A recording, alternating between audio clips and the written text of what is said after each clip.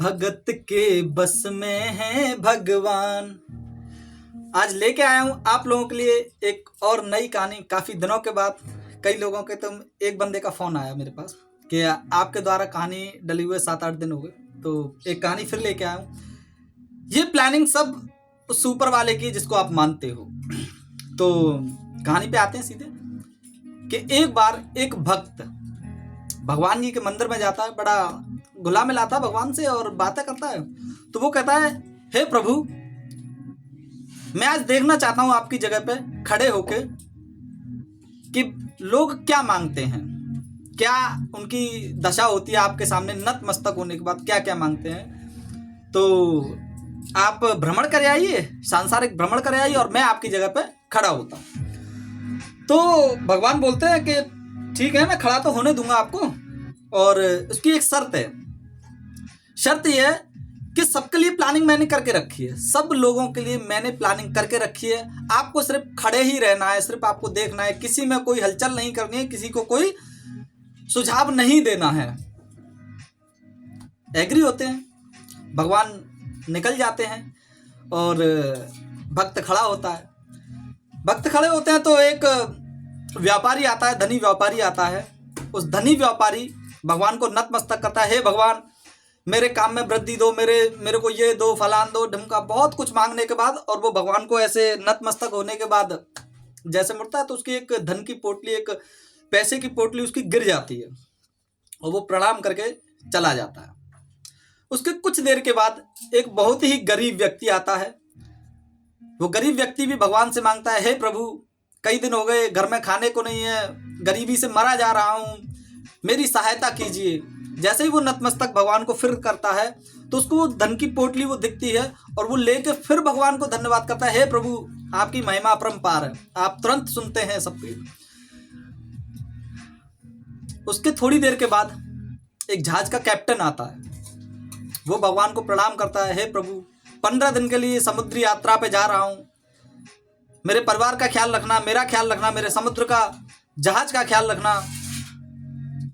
इतना कहते ही उसके पीछे पुलिस आ जाती है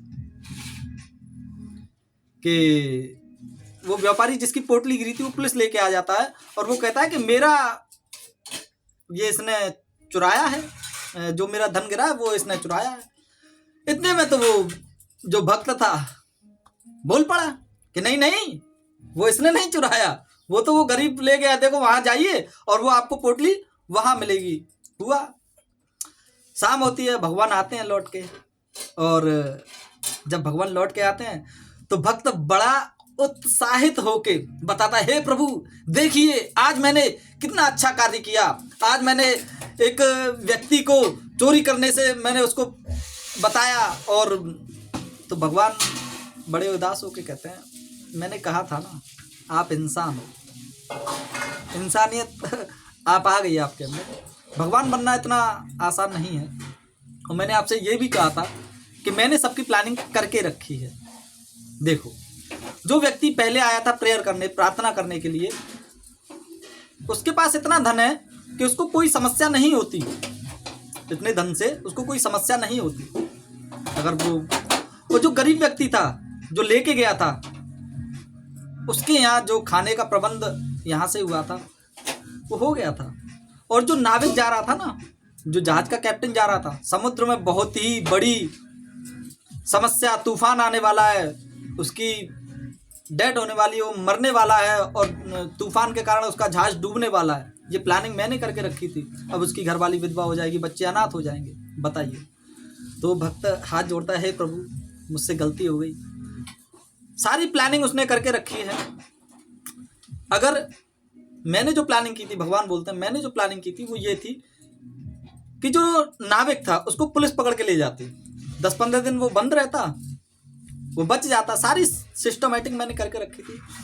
तो हे दोस्तों, आज मैं भी आपसे कह रहा हूँ, आप अगर मेरी कहानी सुन रहे हैं तो ये आप नहीं सुन रहे, ये उस परमात्मा की देन है, ये प्लानिंग सब उसकी है।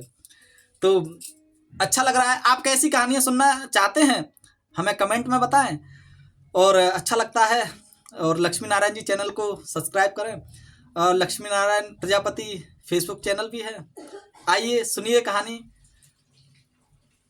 बहुत बहुत धन्यवाद। नमस्कार।